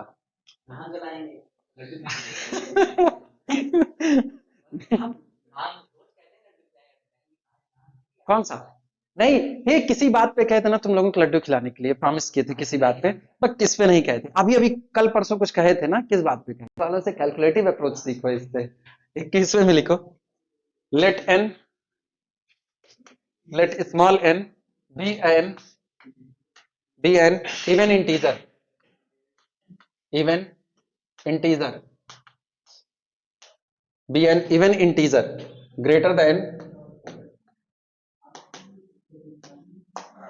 greater than 2, and let let phi belong to automorphism of Zn, phi belong to automorphism Zn नहीं Dn होगा ये, हाँ Dn, automorphism of Dn, determine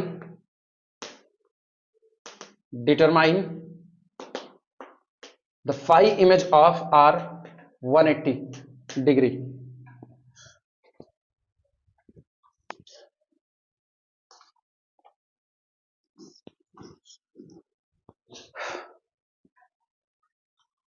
n के बारे में कह रहे हैं, n एक इवन इंटीजर है लेकिन ग्रेटर देन 2 है। ग्रेटर देन 2 का मतलब जानते हो, n बराबर 4 हो सकता है, n बराबर 6 हो सकता है। R180 मिलेगा किसमें, R180 किसमें मिलेगा, D4 से शुरुआत होती है, D4 में D6 में, जब जब n इवन होगा तब तब आपको R180 मिलेगा।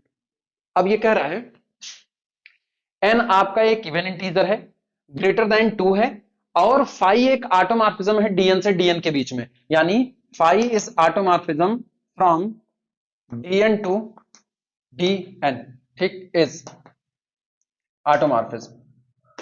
तो इस बेसिस पे ये आपसे ना इमेज मांग रहे हैं, phi image of R180 degree कितना होगा, ये कितना होगा, कौन मेरे को बताएगा कितना होगा?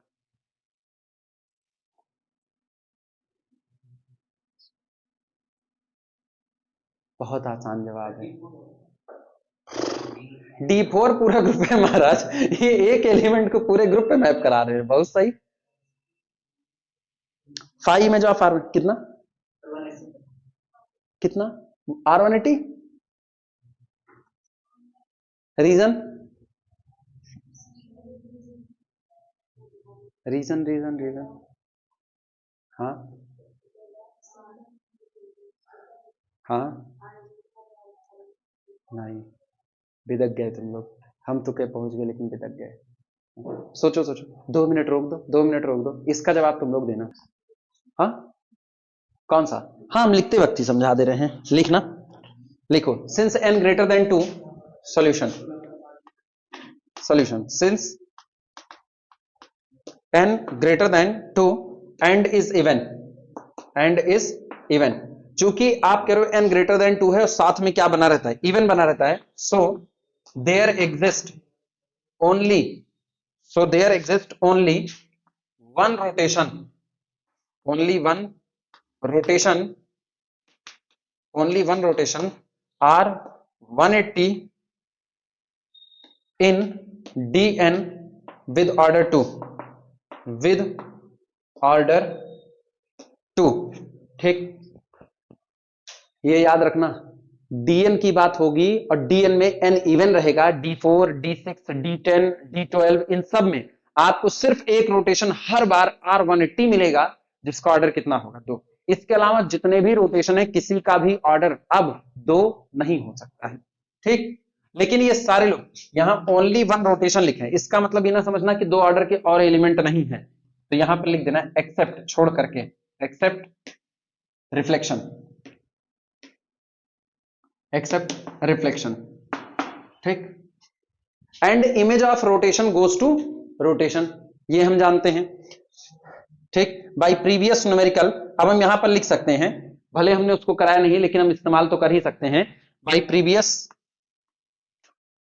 वैसे अब इसको देख के लग रहा है कराना चाहिए था, bye previous numerical, bye previous numerical, image of rotation is again rotation, image of rotation, image of rotation is again rotation,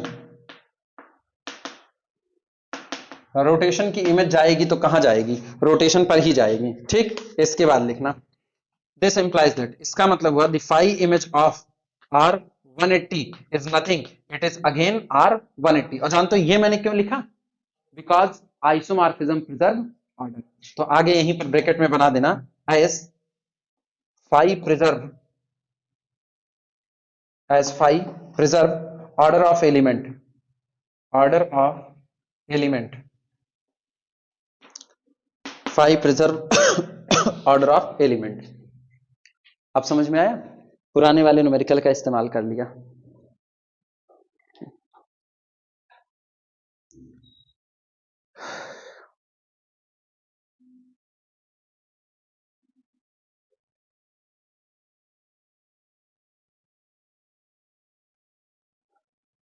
theory ना लिखनी चाहो तो ऑब्वियस बात है, फिर आपको फाई इमेज ऑफ से गुजरना पड़ेगा, वो भी आसान पड़ेगा, वो भी बहुत मुश्किल काम नहीं है, किस्सा उसका भी यही है।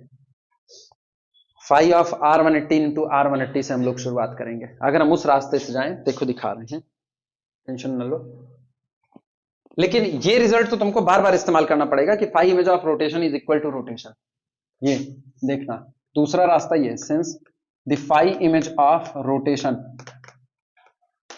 Rotation is equal to rotation, ठीक। सो फाई इमेज ऑफ देखना R180 कम इंटू R180, अब चूंकि फाई क्या है, एक होमोमॉर्फिज्म है, फाई कौन है, होमोमॉर्फिज्म, सॉरी आइसोमॉर्फिज्म, तो इसका मतलब फाई इमेज ऑफ कितना R180 और इंटू फाई इमेज ऑफ कितना R180। सहमत हो कि नहीं? दिस इंप्लाइज दैट यार R180 R360 18 दूनी 36 और 360 का मतलब है R0 और आइसोमॉर्फिज्म आइडेंटिटी को कहां मैप करता है? आइडेंटिटी पर। इसका मतलब ये कितना आएगा? R0 is equal to 5 of R180 की पावर कितना? 2। हाँ या ना? सहमत हो? और अगर इसकी पावर 2 आइडेंटिटी आ रहा है तो इसका मतलब ये इटसेल्फ फोन इनवर्स हुआ और इटसेल्फ फोन इनवर्स में केवल दो लोग हो सकते हैं, या तो जी R0 और या तो R180। ऑब्वियस सी बात है R0 हो नहीं सकता क्योंकि मैपिंग 1 1 ऑन 2 है। तो R0 पर मैप हो चुका है तो इसका मतलब तय हो चुका है। This implies that order of five R180 is equal to 2 and this implies that R phi image of R180 is nothing, it is again R180। दूसरा रास्ता ये है आपका। क्लियर हुआ? तो पहला ये, दूसरा ये, तुमको जिससे मन के उससे तुम लिख सकते हो, कोई टेंशन नहीं। कौन सा लिखोगे, पहला या दूसरा? दोनों दोनों लिख लो। अच्छी बात है, लिखे रहो भैया, लिखे रहो, फटाफट किए रहो। 347। Let phi belong to automorphism of capital G, then capital H is equal to collection of X belong to group such that the phi image of X is nothing, it is again X, ठीक, is a subgroup of capital G। ये statement है, prove it, prove it, prove it. समझ पाए क्या लिखा गया है?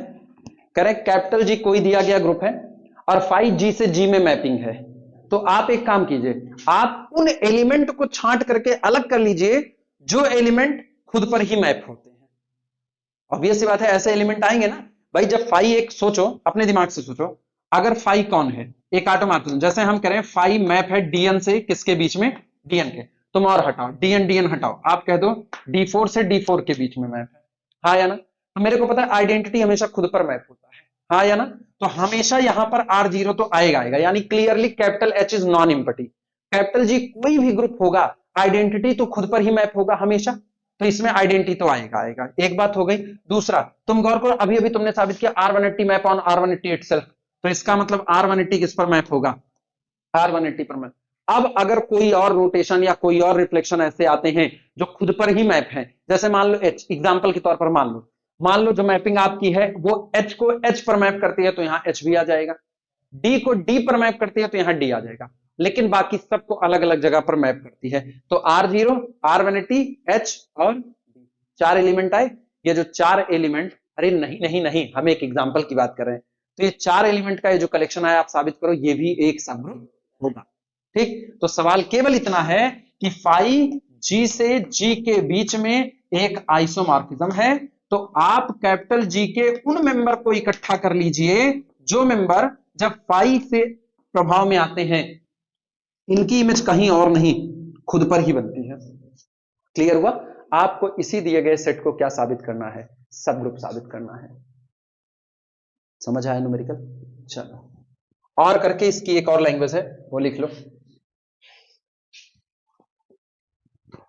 और अथवा, और दूसरी लैंग्वेज लिख लेना, इफ, यदि five belong to automorphism of G. ये ज्यादा स्पष्ट है, दूसरी वाली थोड़ी ना कह सकते हो थ्योरेटिकली बहुत है। ठीक, then collection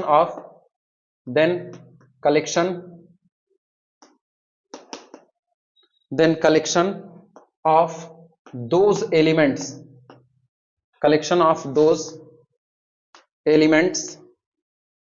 of capital G which are invariant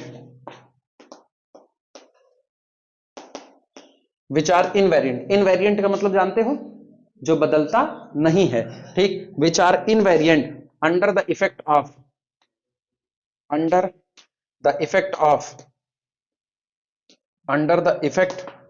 of phi form a subgroup of G, form a subgroup of capital G. ये स्टेटमेंट प्रूव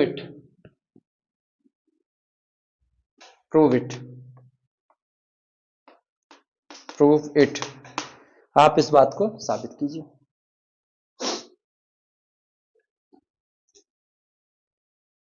कोई कंफ्यूजन होगी तो बताना।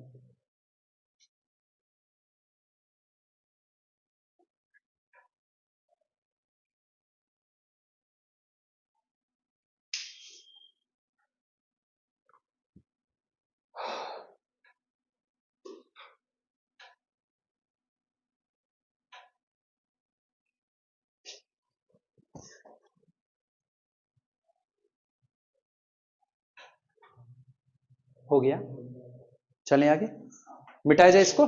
सवाल तो दिमाग में बैठा ही है ना, उन्हीं लोगों को इकट्ठा करना है जो खुद की इमेज खुद पर बना लें।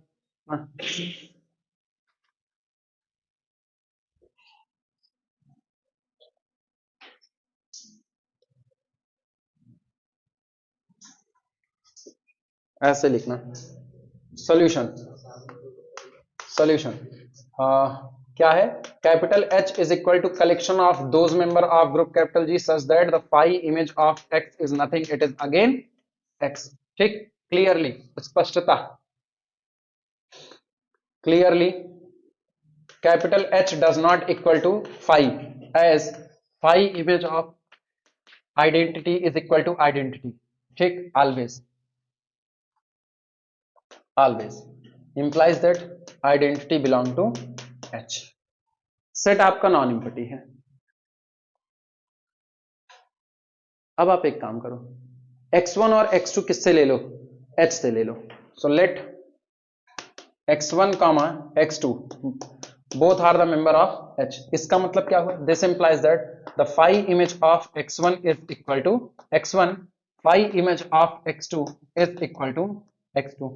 एक और चीज बता, एक और चीज, आइसोमॉर्फिज्म की प्रॉपर्टी से हम लोग जानते हैं, also the phi image of x2 inverse is nothing, it is phi image of x2 का होल इनवर्स। मानते हो कि नहीं मानते हो? और phi image of x2 actual में कौन होगा, x2, तो ये लिखा जाएगा x2 इनवर्स। हाँ या ना? अब तुम सोचो, एक चीज तो तय हो गया, इनवर्स तो उसी में आ रहे हैं। जब आप कह रहे हो ना phi image of x2 inverse is x2 inverse, तो x2 के इनवर्स को खुद x2 इनवर्स पर ही मैप कर रहा है, यानी हर एलिमेंट का इनवर्स वहीं पर मौजूद होगा। फिर भी हम वन स्टेप के रास्ते जा रहे हैं। Now the phi image of x1 x2 inverse, यही तो है, a belong to h, b belong to h के लिए a b इनवर्स भी किस में आना चाहिए, h में। तो चूंकि फाई एक ऑटोमॉर्फिज्म है, तो क्या लिख सकते हैं, phi image of x1 phi image of x2 inverse लिखा जा सकता है। और अब मेरे को पता है फाई इमेज ऑफ x1 कितना है, x1, और phi image of x2 inverse कितना है, x2 इनवर्स। तो सोचो x1 x2 इनवर्स खुद अपने ही ऊपर मैप हो गया कि नहीं हो गया, यानी this implies that x1 x2 inverse belong to capital H for all x1 x2 belong to capital H, implies that H is a subgroup of capital G। अब G आपका कौन सा ग्रुप है, इनफाइनाइट ऑर्डर का है, finite का इससे लेना देना नहीं है, आप ऐसे उसके सब ग्रुप का कंस्ट्रक्शन कर सकते हो। लिख लो भैया ये भी,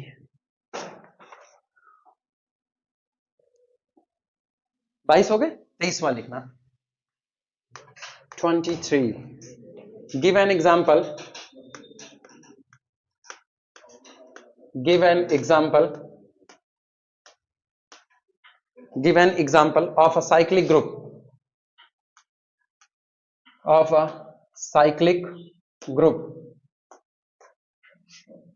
give an example of a cyclic group of smallest order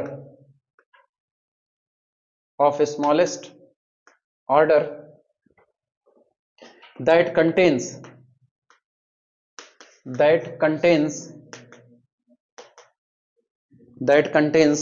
a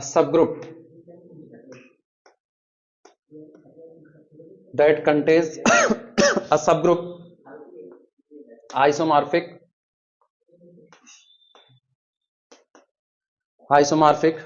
to Z12, ठीक, एंड अ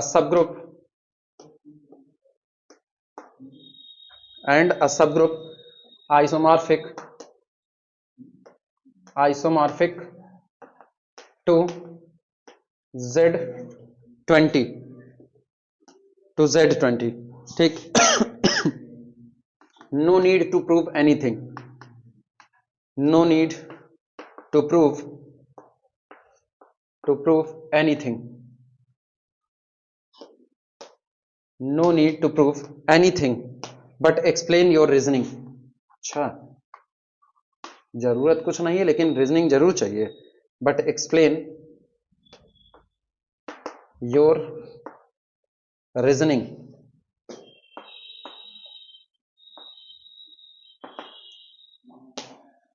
सुन भैया, कह क्या रहे हैं, करना क्या है?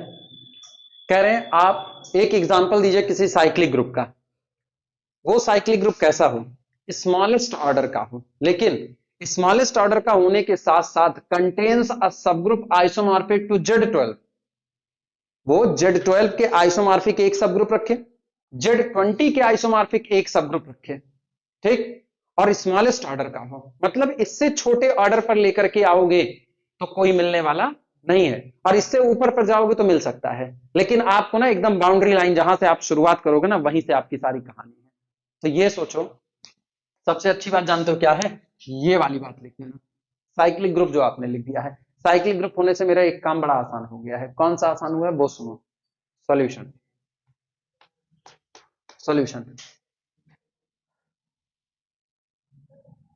If group is cyclic, if H, K, ठीक, are subgroups of capital G, ठीक, साइक्लिक, ठीक, such that H is isomorphic to किसके? Z12 और K is isomorphic to Z20. तो this implies that H and K both are cyclic. समझो, reasoning हम explain करते चल रहे हैं. आपने कहा कैपिटल जी आपका एक साइक्लिक ग्रुप है, आप इसके आप इस साइक्लिक ग्रुप को ऐसा निकालो कि इसके पास दो सब ग्रुप निकल करके आए, एक सब ग्रुप Z12 के, दूसरा सब ग्रुप Z20 के आइसोमॉर्फिक हो, और स्मॉलेस्ट ऑर्डर का जी होना चाहिए. ठीक है, मतलब बाउंड्री लाइन का पहला जी वही होगा, उसके और इधर उधर आपको कोई मिलने वाला, ग्रुप अलग मिल सकता है लेकिन ऑर्डर हर बार आपको वही मिलेगा, सबसे कम ऑर्डर पे. अच्छा, तो अब तय बात है, आप करो H आइसोमॉर्फिक है Z12 पे, H आइसोमॉर्फिक Z12. हम चाहें तो ये बात यहां ना लिख करके ऊपर लिख दे सकते हैं, क्योंकि G साइक्लिक है तो इसके सारे सब ग्रुप क्या होंगे? साइक्लिक होंगे. तो H और K नो डाउट साइक्लिक ही होगा. यहां भी लिख रहे हैं तो भी कोई दिक्कत नहीं है. H आइसोमॉर्फिक Z12 साइक्लिक, तो H भी क्या होगा? Cyclic. K is isomorphic to Z20 cyclic, तो K भी क्या होगा? साइक्लिक, ठीक. And there exist A belong to कितना? Capital H, such that order of A is equal to, there exists an element A belong to H. यहां एक element H के पास होगा जो कैसा होगा? Order of A is equal to 12, ठीक. Similarly there exists an element B belong to capital K such that order of B is equal to कितना? 20. हाँ या ना? सुनते जाओ. इसका मतलब क्या हुआ? since G is cyclic implies that capital G is abelian. Capital G कैसा होगा? अबेलियन. तो this implies that there exist an element of order LCM of 12, 20 in capital G. भैया अगर ग्रुप अबेलियन है और उसमें m ऑर्डर का कोई एलिमेंट है, n ऑर्डर का कोई एलिमेंट है, तो दोनों के एलसीएम वाला भी एक एलिमेंट जरूर होगा। तय बात हो गई कि नहीं? अब 12 और 20 का एलसीएम कितना होता है? 12 पंचे 60, 20 तिहाई 60, 60 होता है। तो इसका मतलब ये हुआ, this implies that there exist element with order 60 in capital G. हाँ या ना? तय माने? अब सुनो, कैपिटल जी के पास 60 ऑर्डर का एलिमेंट आ गया, तो इसका मतलब कैपिटल जी का ऑर्डर 60 तक तो चढ़ेगा ही चढ़ेगा। तय हो गया। लेकिन अगर हम 60 पर ही रोक दे तो क्या मेरी दोनों बातें पूरी हो जा रही है कि नहीं हो जा रही? तो मिनिमम ऑर्डर आपका कितना हो गया? 60 हो गया। Take 16th root of unity, 60th root of unity, Z60 ले लो आप, Z60 ले लो, ठीक है। 60 रूट ऑफ यूनिटी ले लो, दोनों ही चल जाएगा भाई, दोनों एक दूसरे के आइसोमॉर्फिक है। तय हो गया कि नहीं? ठीक। So order of capital G is equal to 60 ना। सो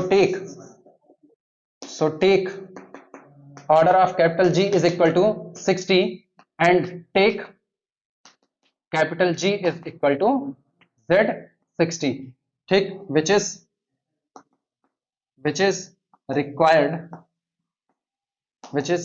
required group। हो गया काम भैया। अब तुम नोट कर लो, मैंने सारी रीजनिंग बता दी है। सहमत हो? कोई तकलीफ? ना समझ में आए बोलो, दोबारा बोले। Z60 Z12 के आइसोमॉर्फिक नहीं हो सकता है। Z60 में 60 एलिमेंट है, Z12 में केवल 12 एलिमेंट है। ठीक। ये इससे मतलब नहीं, ये कह रहे हैं कि Z60 के अंदर 12 ऑर्डर का एक एलिमेंट होगा, एक एलिमेंट तय है 12 ऑर्डर का होगा, और वो जो 12 ऑर्डर का एलिमेंट होगा वो 5 होगा। Z60 के अंदर में 12 ऑर्डर का एलिमेंट कौन होगा? 5। अरे 12 पंचे 60, हाँ या ना? तो सुनो, H कौन है? H is the cyclic subgroup generated by 5 isomorphic to Z12। हाँ या ना? ऐसे केस में अगर और डीपली लिखना हो तो ऐसे केस में, ये वाला दिख रहा है वीडियो में? हाँ, ये दिख रहा है, ये दिख रहा है ना? ये लाइन आ रही है इसके नीचे ना। तो capital H is equal to subgroup generated by 5, ये हो गया। ये 12 ऑर्डर का ग्रुप है। अब सुनो, 20 ऑर्डर का कौन होगा? Z60 में 20 ऑर्डर का कौन होगा? कौन? 3, 20 तिहाई 60। तो इसका मतलब K कौन होगा? K is equal to subgroup generated by 3। This is isomorphic to Z12, this isomorphic to Z20। Clear हुआ कि नहीं? और 60 से कम ऑर्डर का अगर लेकर के आओगे तो कोई मिलने वाला नहीं है। क्लियर हो गया? नोट कर लो। ये अच्छा सवाल था, ऑप्शनल क्वेश्चन के लिए बहुत अच्छा सवाल है, जैम लेवल पे।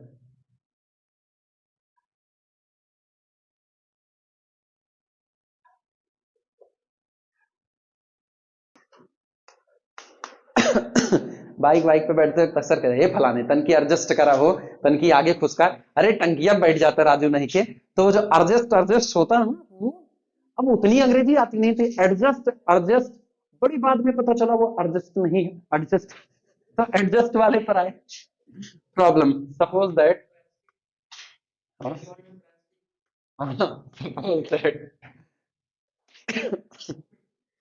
y mapping y mapping from Z20 to Z20, ठीक, is an ऑटोमॉर्फिज्म। भैया सेमेस्टर वालों, ऑटोमॉर्फिज्म तुम्हारे कोर्स में है ना? है ना? ये ऑटोमॉर्फिज्म ही चल रहा है, ठीक है। तो जितना पढ़ना मान करके चलना, तुम अपने कोर्स वाले में ऑटोमॉर्फिज्म में हो। सपोज दैट फाइव Z20 से Z20 पर एक ऑटोमॉर्फिज्म है, मतलब Z20 से Z20 में एक आइसोमॉर्फिज्म है, ठीक। और कैसा है ये? एंड ये ऐसा है कि 5 इमेज ऑफ 5 बदलेगा नहीं, बल्कि कितना देगा? 5 ही देगा। What are the possibilities? What are the possibilities? What are the possibilities? What are the possibilities for phi of x? What are the possibilities for phi of x? Note कर लो।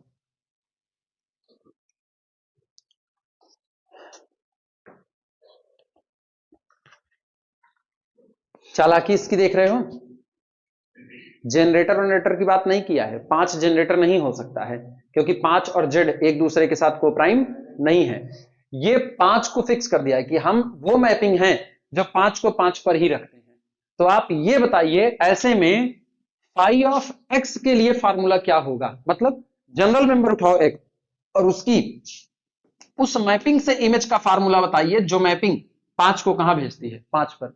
अपने लोग फंसेंगे नहीं, अपने लोग अपने ही कॉन्सेप्ट में चलेंगे। हमारा कॉन्सेप्ट यही है कि जो आपका Z20 है उसका जनरेटर कौन है, 1 है, और कौन है, 3 है, 3 और 20 भी तो कोप्राइम है, और कौन है, 13 है, अच्छा 7 है, 7 और 20 और कौन है, 9, फिर 11 और 13 और 17, ठीक।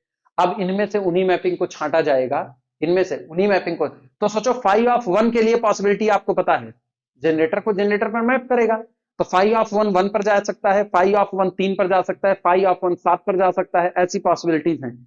लेकिन ये जो भी मैपिंग आ रही है, इन मैपिंग में से सिर्फ उसको छांटना है जो 5 को कहां भेजने का दम रखे, 5 पर। भाई फाई ऑफ 1 1 होता है, वो बात चलो ठीक है, तो क्या फाई ऑफ 5 5 होगा ऐसे में? इस मैपिंग के लिए जो मैपिंग 1 को 1 पर भेजती है क्या वो 5 को 5 पर भेजेगी कि नहीं भेजेगी? जो मैपिंग 1 को 3 पर भेजती है क्या वो 5 को 5 पर भेजेगी कि नहीं भेजेगी? जो मैपिंग 1 को 7 पर भेजती है क्या वो 5 को 5 पर भेज पाएगी कि नहीं? यही पॉसिबिलिटीज अपने को चेक करनी है और उन्हीं लोगों को छांट लेना है जो 5 की इमेज को क्या रखें, 5। जवाब समझ आ रहा है? जवाब समझ आ रहा है? सॉल्यूशन सारी पॉसिबिलिटी में से छांटना है, लिखना solution. Since Z20 is cyclic group generated by 1, ठीक, this implies that phi map generator on generator onto generator।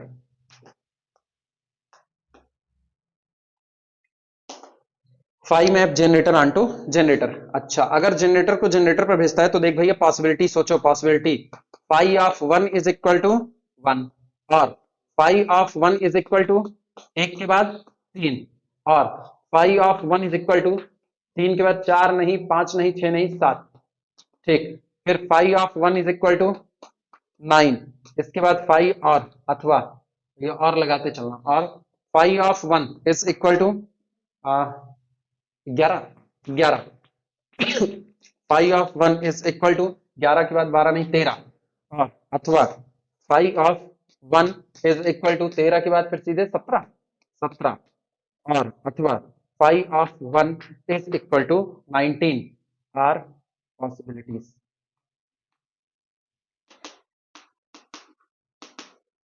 Are possibilities, ये पॉसिबिलिटीज हैं 1 के लिए कि 1 इतनी जगह पर मैप हो सकता है। टोटल कितनी पॉसिबिलिटी है? 8 लोग हैं, इन 8 में से केवल उन्हीं को छांट लो जो 5 को 5 पर भेजते हैं और बाकी सब छोड़ दिए जाएंगे। आसान है, मुश्किल नहीं है ना। अब आसान काम है लिखना। बट गिवन अपने को दिया गया है, दिया क्या गया है कि phi image of 5 is equal to 5। भैया मेरे सुनो, इसको तन के सुधार उधार करके लिखो। Phi image of 5 is equal to phi image of 1 addition modulo 20, 1 addition modulo 20, 1 addition modulo 20, 1 addition modulo 21। एक मिनट रोक दो। ये कौन है? एक्चुअली में ये लिखा गया है फाई ऑफ, सीधे लिख दे 5 into phi image of 1 modulo 20, सीधे लिख दे, काम चल जाएगा। नोट कर लो।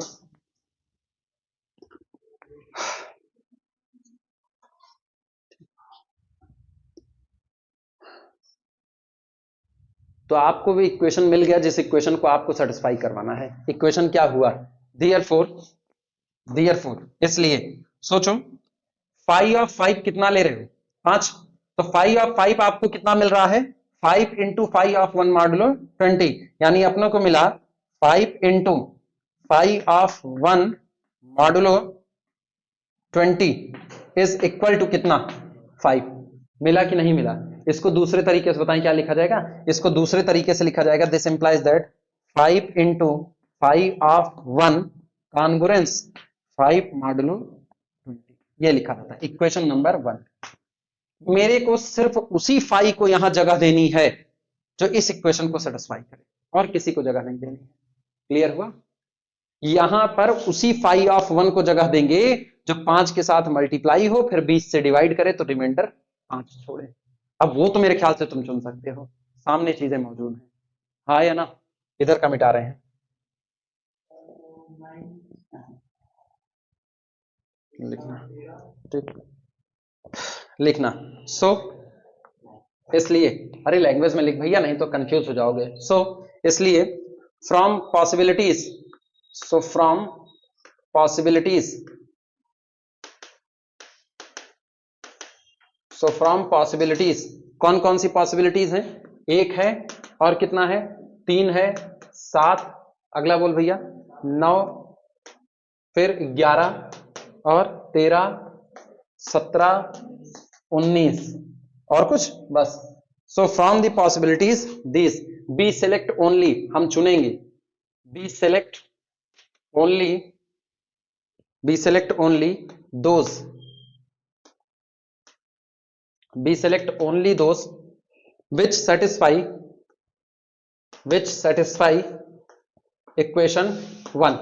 हम सिर्फ उनको चुनेंगे जो इक्वेशन नंबर 1 को सेटिस्फाई करें, और किसी को चुनने वाले नहीं। और इक्वेशन 1 को सेटिस्फाई कौन करेगा वो भी सुन लो, ठीक? इक्वेशन 1 को सेटिस्फाई करना है, that is only those, that is only those which satisfy, सिर्फ उनको चुनेंगे जो सेटिस्फाई करें।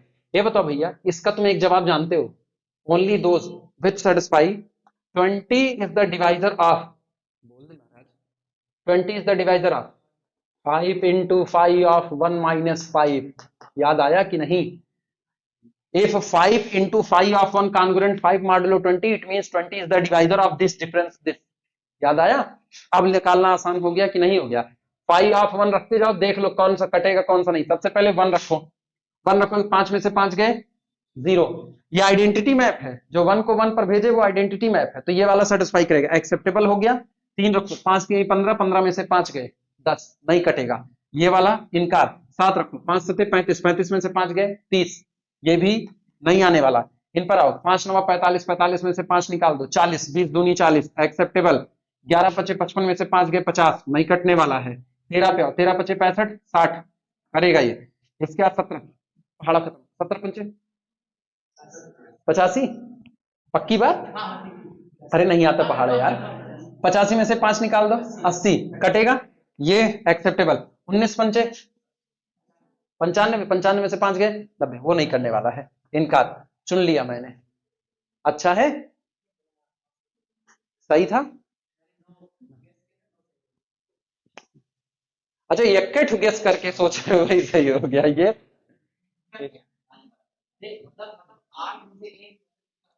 लिखना। सो 5 ऑफ 1 इज इक्वल टू 1 और 9, और 9 के बाद 13 किया था, 13, 13 के बाद और 17, बस। 5 of 1 is equal to this.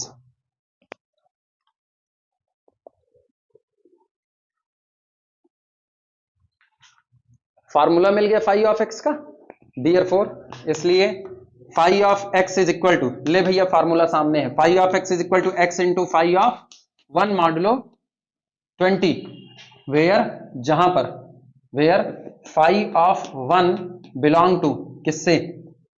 1 9 13 17, बस इन्हीं से बिलोंग करेगा। 1 9 13 17, डन। आज की कहानी इसी पर रोक देना।